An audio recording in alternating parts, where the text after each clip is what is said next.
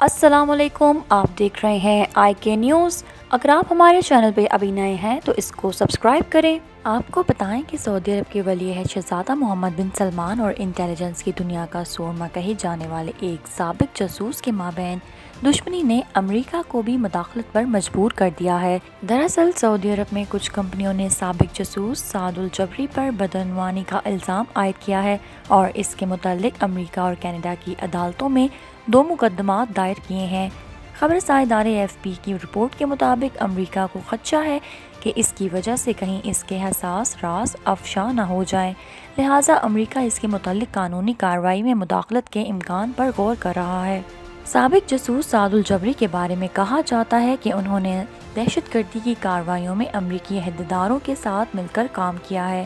اس معاملے میں امریکی مداخلت کے امکان نے سعودی عرب کے ولی عہد شہزادہ محمد بن سلمان اور سعد الجبری کے مابین دیرینہ تنازع کو ایک نیا رخ دے دیا ہے۔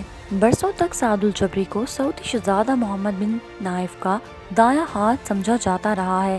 انہیں سن 2000 کی دہائی میں ملک میں القاعدہ کی شورش کو شکست دینے کا سرخیل کہا جاتا ہے۔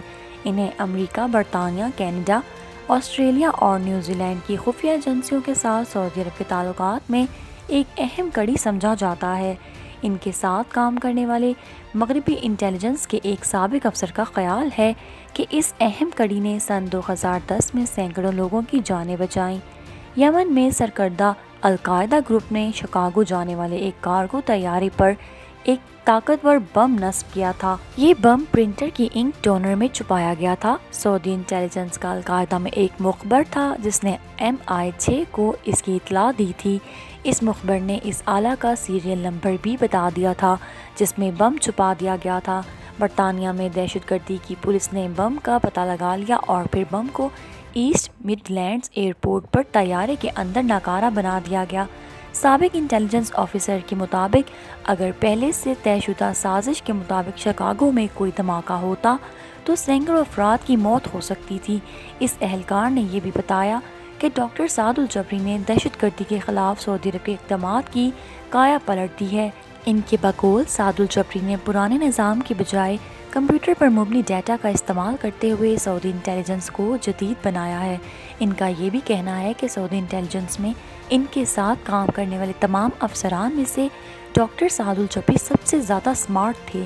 سعد الجبری کم سخن ڈاکٹر تھے۔ وہ کابینہ کے وزیر کے عہدے پر فائز تھے اور انہوں نے داخلی سیکیورٹی کی وزارت میں میجر جنرل کے عہدے پر بھی خدمات انجام دیں، لیکن سن 2015 کے آتے آتے سب کچھ بدل گیا۔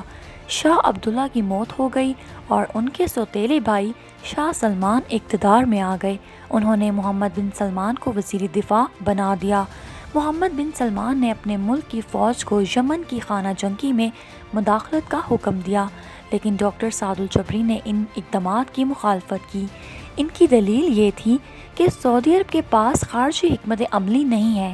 سن 2017 میں محمد بن سلمان نے اپنے والد کی رضامندی سے بغاوت کی۔ الجبری کے سرپرست شہزادہ محمد بن نائف سعودی حکومت کی حراست میں ہیں۔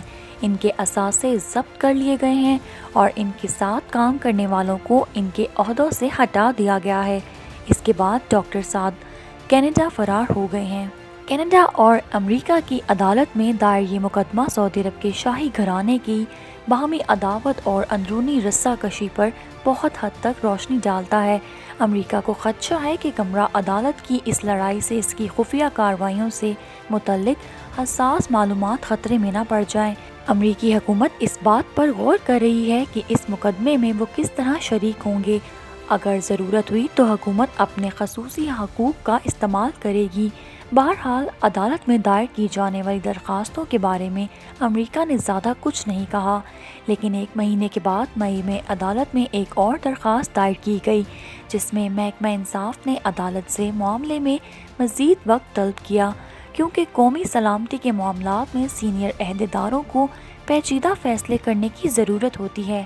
محکمہ انصاف نے اس درخواست میں عدالت کو بتایا کہ حکومت صرف مہربان انداز میں عدالت کو دوسری معلومات فراہم کرنے کے لیے تیار ہے قانون کے ماہرین کا کہنا ہے کہ امریکی حکومت اپنے مخصوص اختیارات کا استعمال کرتے ہوئے عدالت سے یہ حکم حاصل کر سکتی ہے کہ اس کیس سے متعلق معلومات کو عوامی سطح پر قائم کرنا قومی سلامتی کے لیے نقصان دہ ثابت ہوگا۔ امریکی خفیہ ایجنسی CIA نے اس معاملے پر کوئی تبصرہ کرنے سے انکار کر دیا ہے اور امریکی محکمہ انصاف نے سوالات کے جواب نہیں دیے۔ ماہرین کا کہنا ہے کہ عام طور پر امریکی محکمہ انصاف سول مقدمات میں ساز و نادر ہی مداخلت کرتا ہے۔ پچھلے سال سعد الجبری نے ایک اور مقدمے میں یہ الزام لگایا تھا کہ ولی عہد شہزادہ محمد بن سلمان نے ان کے قتل کے لیے ایک ٹائیگر اسکواڈ کینیڈا بھیجا تھا۔ ان کے 2 بچوں کو تحویل میں لے لیا گیا تاکہ انہیں گھر واپس جانے پر مجبور کیا جا سکے۔ سعد الجبری کی قانونی ٹیم کے ایک رکن نے اپنا نام نہ ظاہر کرنے کی شرط پر AFP نیوز ایجنسی کو بتایا کہ سعد الجبری کبھی بھی خفیہ دہشت گردی کی کارروائیوں کے بارے میں کوئی معلومات عام نہیں کرتے۔ ان کارروائیوں میں ہزاروں جانیں بچائی گئی ہیں جن میں امریکی عوام بھی شامل ہیں، لیکن بدقسمتی سے محمد بن سلمان کی دشمنی ڈاکٹر سعد الجبری کو اس مقام پر لے آئی ہے جہاں وہ عدالت میں اپنا دفاع کرنے کے لیے ایسا کرنے پر مجبور ہیں۔ اگر آپ کو ہماری ویڈیو پسند آئی ہے اسے لائک کریں اور ہمارے چینل کو بھی سبسکرائب کریں۔ مزید خبروں اور معلومات سے اپڈیٹ رہنے کے لیے آپ دیکھتے رہیں IK نیوز۔